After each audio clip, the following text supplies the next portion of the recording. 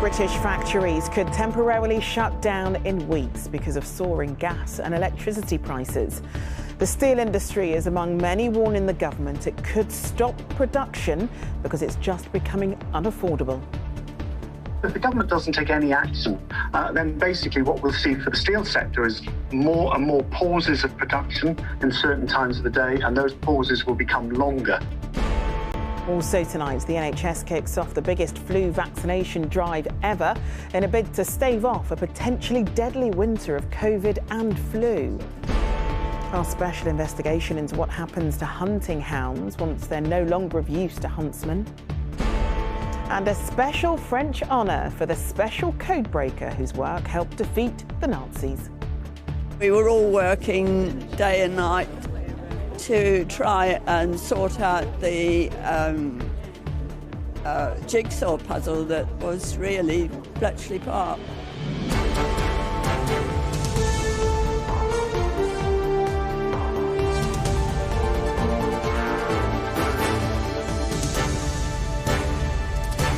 This is the ITV Evening News with Charlene White. Good evening. Industry leaders warned the government tonight that the UK economy could be seriously damaged unless action is taken over soaring energy costs. Factories, which are heavy consumers of gas, could be forced to shut down within weeks. One told ITV News they're on their knees and called for ministers to intervene. It comes as the energy regulator confirmed that households will see a significant rise in their bills early next year. Our political reporter Shihab Khan has the latest on the energy crisis. Many industries rely heavily on energy, and with prices rising so drastically, some are openly saying they're struggling. In a meeting with the government today, leaders from industries who rely on energy more than most warned that without urgent intervention, some factories are potentially weeks away from closing. If the government doesn't take any action, then basically what we'll see for the steel sector is more and more pauses of production in certain times of the day, and those pauses will become longer. Rising energy prices means it is costing significantly more than normal to make products, and in some cases it may no longer be affordable to carry on. The association that represents the UK's paper-based industries says if this continues, some in their sector will have to make difficult decisions. I cannot rule out, I'm afraid, that one or two of them will be forced to suspend production as a result of those increased costs. Today, while the Labour leader visited a Kellogg's factory in Manchester, he piled on the pressure, criticising the government's handling of the crisis. On energy, they've been warned over many years about the gas storage that we needed, and they let it go. They were warned that nuclear was stalling, not going quickly enough, and warned about diversification. So this is a government that tries to govern in slogans, but is finding that the failure to plan is hitting working people up and down the country.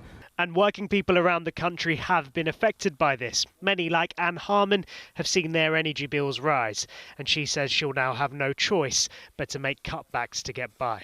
Probably food and, haven't had holidays, but clothing just cut down, and I also help my son with his bills as well. So it's going to be a kind of a knock-on effect, not just for me and my family, but for his family as well. The government says protecting consumers is their top priority, and that they are also listening to the concerns that have been raised by major industries. This is quite a warning from a range of different industries, Shihab. So will the government help them then? Well, we've actually had a response from the government in the last minute or so. They say they are determined to work on this. This is one of their major priorities, and they're working closely with industries, listening to their concerns. When I was speaking to a number of sources who were at the meeting, some were saying they felt as though the government wasn't quick enough to act on this, that they were sort of pointing them towards the Treasury, and that's where the decisions would be made. Others were saying they were quite positive, and they felt as though the government was taking this very seriously.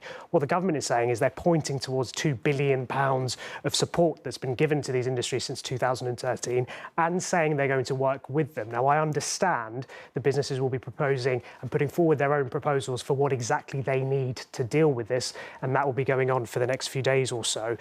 This is a difficult situation, and as you heard from those in those industries, they are working at a capacity in which they could be struggling very, very quickly. What we now know is that discussions are ongoing. Whether or not it gets resolved anytime soon, it depends on what goes on with the markets and what happens across the world. OK, Shihab, thanks very much for that. Meanwhile, the government is still trying to deal with the country's supply shortages. The former head of Tesco, Sir David Lewis, has been appointed as an advisor on the supply chain issues. The problem's particularly acute on livestock farms, where a combination of a lack of drivers and workers is forcing farmers to make some tough decisions. Chloe Keedy spoke to a pig farmer in Suffolk who says the shortages mean he's losing money, forcing him to quit. They are only a few minutes old. And as we film, they multiply. 6, 8, 10, 12. She's got 12. Over the past 52 years, Peter has reared hundreds of thousands of pigs on this farm, but this litter will be one of the very last. This is my service house. This used to have 50, 60 sows in here, as you can see at the moment. That's empty apart from 7 sows which are waiting to go to slaughter. This is what's left of Peter's breeding herd. He's already sent more than 100 sows to slaughter because producing pigs, he says, is now costing rather than making him money. Well, pig prices are going down every week at the present moment. The feed that we use is going up every week, and across the country we've got a labour shortage, and it's just not sustainable. There are about 1,200 pigs on this farm, all of them being reared for meat. But right now, for every pig that Peter produces, he's making a loss of between £10 and £15. The whole industry is crying out for help. Earlier this week, the National Pig Association said that at least 600 healthy pigs have been slaughtered on British farms because of a backlog caused by a shortage of abattoir workers. Peter also can't get the staff he needs and blames Brexit. Because we haven't had the Eastern Europeans coming over here, and the government has now set these high qualifications that they've got to have to come and work here, when we all know you can't all have a degree. The government told us it understands the challenges the pig industry has faced over the past few months and says it's doing what it can to make it more attractive to UK workers. But for Peter, it is too little too late. These pens have been full for half a century. By spring, they will be empty and quiet. Chloe Keedy, ITV News, Suffolk. Baroness Louise Casey will lead the review of culture and standards at the Metropolitan Police following Sarah Everard's murder. In her announcement today, Met Commissioner Dame Cressida Dick said it was an important step in rebuilding public trust.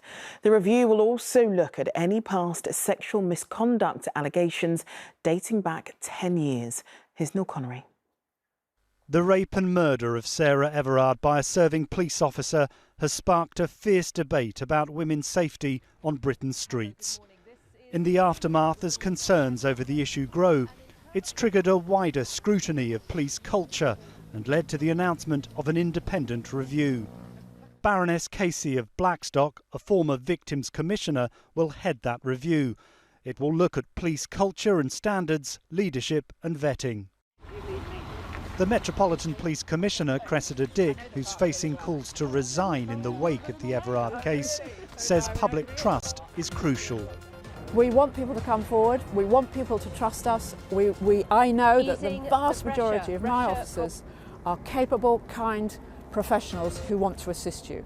I also know that for some people there has been a break in that bond of trust, and people's confidence is less high than it should be because of the killing of Sarah Everard by a serving police officer and some other events.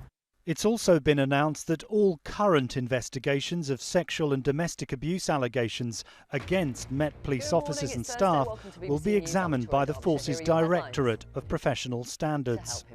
Despite intense criticism on many fronts, Cressida Dick insists she's the right person to lead the Met. But whether this review is enough to counter her critics and restore confidence is far from clear. Neil Connery, ITV News, South London. The Prime Minister has led tributes to former Minister James Brokenshire, who died of lung cancer at 53. He served as Secretary of State for Northern Ireland as well as Housing and Security Minister before standing down earlier this year following a recurrence of a tumour. His family described him as a loving father to his 3 children and a devoted husband, as they announced he had died peacefully in hospital. Boris Johnson described him as the nicest, kindest and most unassuming of politicians, but also extraordinarily effective. The biggest flu programme in NHS history was launched today, with people in England urged to get a jab along with their COVID booster.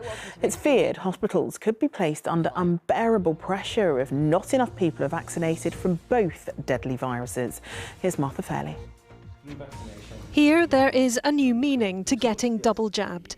A flu vaccine in one arm and a COVID booster in the other. And if you just want to press here for me. This winter, more people than ever are being offered a free flu jab, amid warnings COVID and flu could prove a deadly double threat. At this clinic, the extra protection is welcome. Sold out. 2 for the price of 1. It's great to get it done. You know, I don't have to come all the way back or anywhere else, and it's marvellous. We couldn't get here fast enough to get our COVID-19 or our flu vaccinations. More than 40 million people across the UK are eligible for a free flu jab in the largest ever campaign of its kind. Those being offered it include the over 50s, pregnant women and, for the first time, secondary school children up to the age of 16 who get a nasal spray. This drive comes as experts warn that deaths from flu could reach up to 60,000, making this winter more than twice as deadly as the last serious outbreak. We routinely see a strain skipping a year quite often. It becomes dominant in a subsequent year, but I think one of the concerns we have this year is because people haven't had the opportunity to build up immunity from a previous season where we've had very low rates, there's the possibility of having multi-strains, so a number of different strains circulating at the same time. Viruses are released into the air when people infected with flu or COVID-19 breathe out. In England, this new film explains that the flu virus can be fatal to older and more vulnerable patients, while getting a flu jab could prevent further pressure on an already stretched NHS. For doctors and nurses, prevention is always better than the cure, always. I think general practice will be able to deliver the flu vaccine campaign as planned, and we're very much dedicated to delivering that. We have got enormous workload pressures at the moment, bigger than ever in my career. Latest figures show almost 7,000 people are in UK hospitals with COVID. A surge in winter flu cases could push the health service to the limit. Martha Fairley, ITV News. Hello, welcome to the BBC News. Still to come on the ITV Evening News. Emma Raducanu on the advice she's been given ahead of tonight's big match. And the 96-year-old codebreaker being honoured at last. Those stories and more after the break.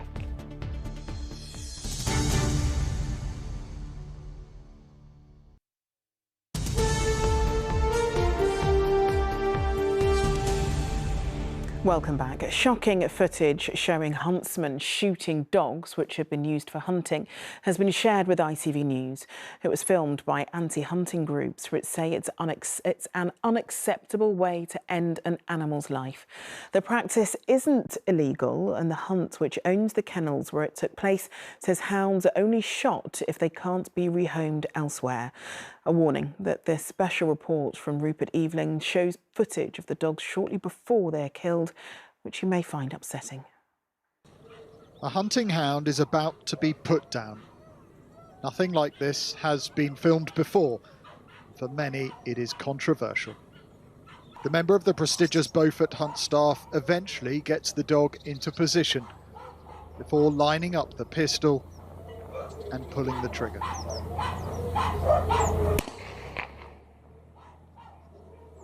A few moments later, the hound is taken away, still moving.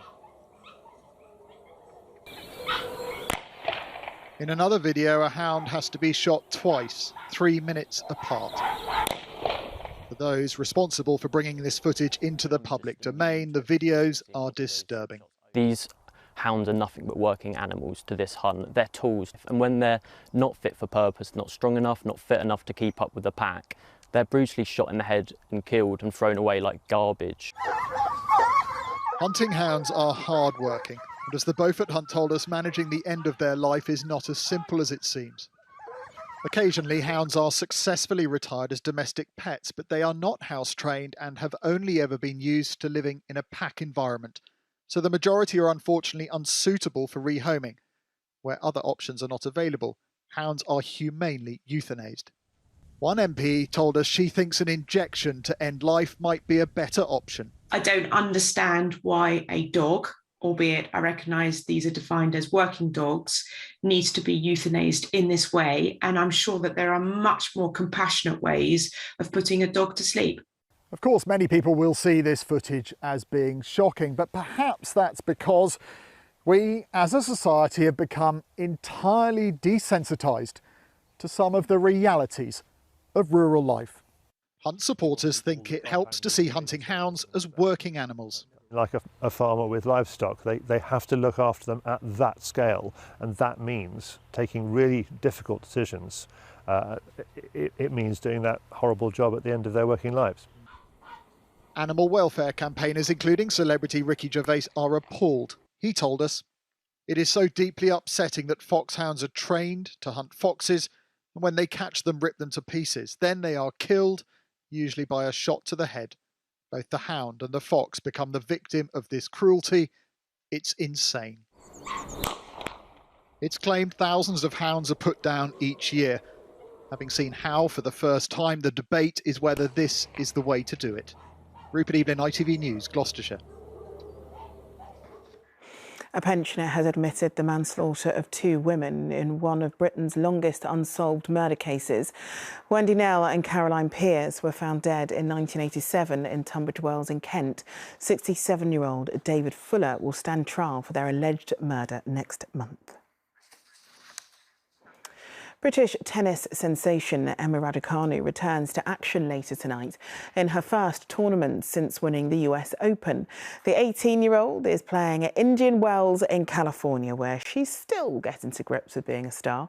And as Robert Moore reports, she's inspiring a whole new generation of fans. The Brits take centre stage as Andy Murray and Emma Raducanu headline Day 3 of the BNP Paribas Open. Tournaments around the world are relishing Raducanu's breakthrough, and she's been hard at practice here. No longer unknown, this time she is seeded and ready for what's ahead. I love being on tour. I've always wanted to play the best in the world week in, week out, so I'm here doing that, and I just feel grateful to play such amazing places like here. I mean, it's completely different to the lower level tournaments that I would play before, so yeah, everything's just such a new experience and great. She came in here ranked 150 in the world, and she leaves the US Open champion. That New York moment has changed everything and made the 18-year-old a media sensation. But after enjoying the glamour of galas and those movie red carpets,